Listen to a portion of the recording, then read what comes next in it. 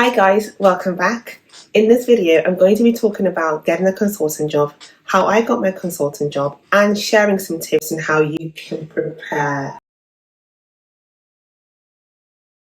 And sharing some tips about how you can prepare for your interview. I started a consultant job in March 2022. However, I applied and interviewed for that job 6 months earlier in August/September of 2021. At the time, I didn't really share with a lot of people that I was applying for a job, as there was a bit of a whisper of a potential job opportunity where I was doing my fellowship, and so I didn't want to advertise that I was looking elsewhere just in case the other one didn't pan out. I didn't want to lose on both ends. Because only a couple of people knew I was interviewing for a job, I couldn't really get help from a lot of people in the form of advice or interview prep, so I decided to look online, and to my surprise there was even less information readily available online. So my hope is that by doing this video, if you're in a similar situation, you might be able to benefit and know what you can do to help you prepare for the interview process. So here are my tips on how to approach getting a consultant job. Start looking early. Like I said, I applied and interviewed 6 months before I actually started my job, and I think 6 months is a good time to start looking. In the UK, you can start applying for jobs 6 months before you complete your training. I would definitely recommend you start looking then.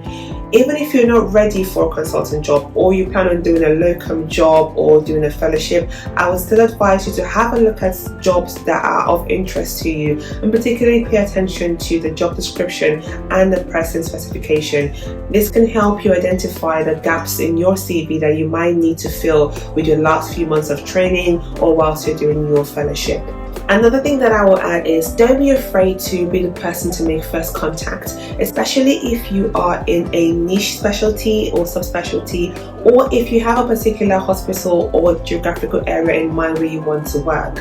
You may have to start particularly early, even maybe a year before you finish your training or you're ready for a consultant job. I have known people who have done a complete 360 on their career plans based on the hospital that they want to work in and what that department needs.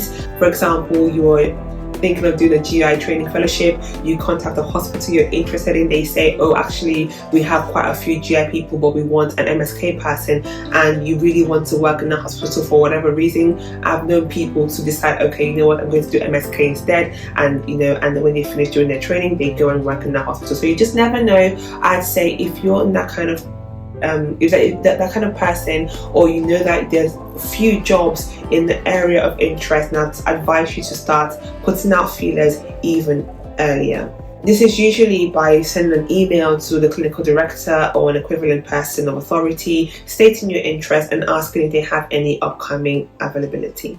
Do your research. Once you've decided to apply for a particular post in a hospital, dig deeper and find out more about that hospital. Questions you're trying to answer are: what are their core values? What services do they offer? Are there any identifiable service gaps or needs?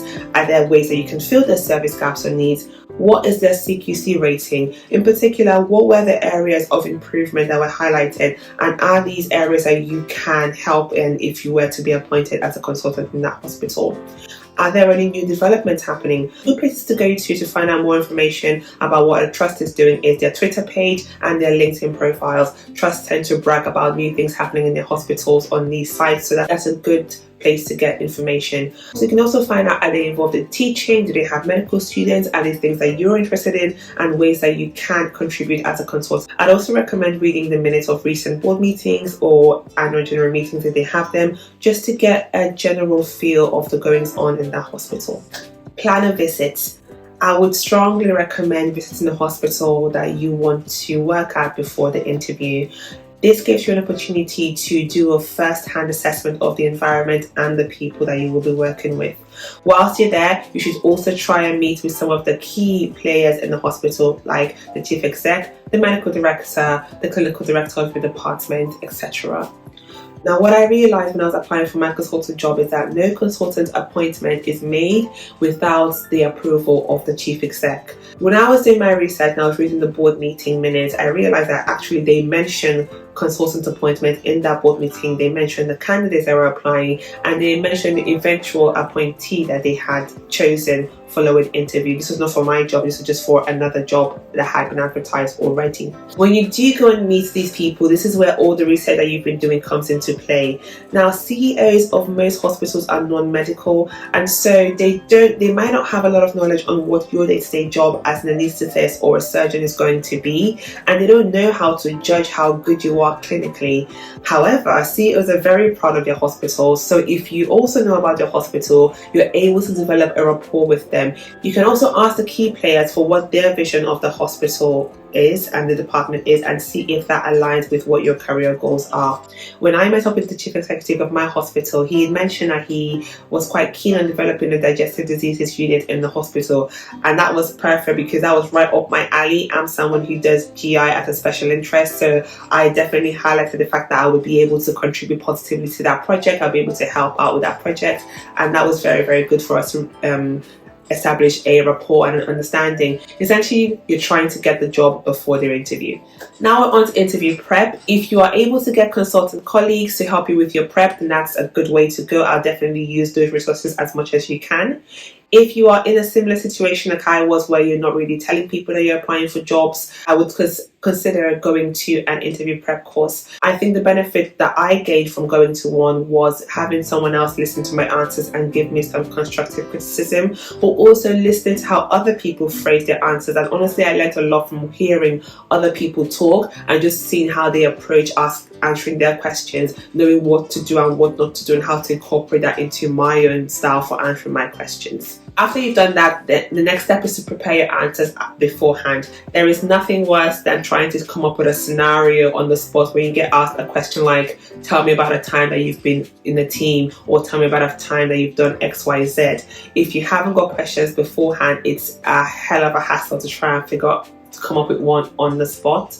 There are so many acronyms and aids out there to help you know how to phrase your questions. For example, the CAMP method, which stands for Clinical, Academic, Management and Personal, for questions like tell me about your CV, for example, or the SPICE acronym, which stands for Seek Information, Patient Safety, Initiative, Escalate and Support, for scenario-based questions. I basically had a 17-page Word document filled with potential questions, and I thought about the scenarios that I'd been in that I thought answered those questions. I wrote them down and I practiced them regularly.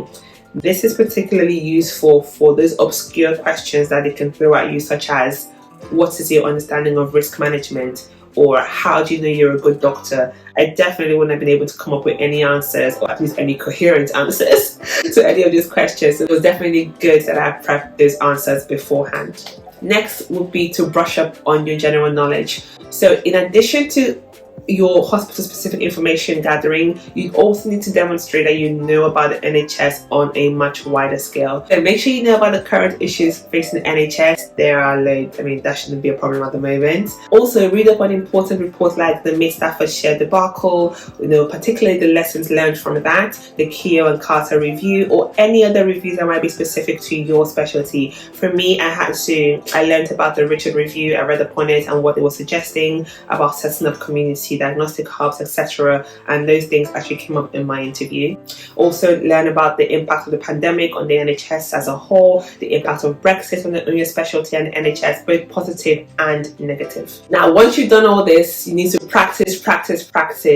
Basically, I used to record myself talking and answering the questions and listen back to it to make sure that I sounded slick. You want to come across as being confident, as being prepped, but also like natural. So you don't want to seem forced. You want to get to a point where you can just flow with the things and just come up, almost have a conversation about it without it feeling too forced, if that makes sense. We've come to the end of this video, guys. I hope that was very useful. If you have any further questions, then please leave it in the comment below. As always, thank you for watching, and I'll see you in the next video. Bye!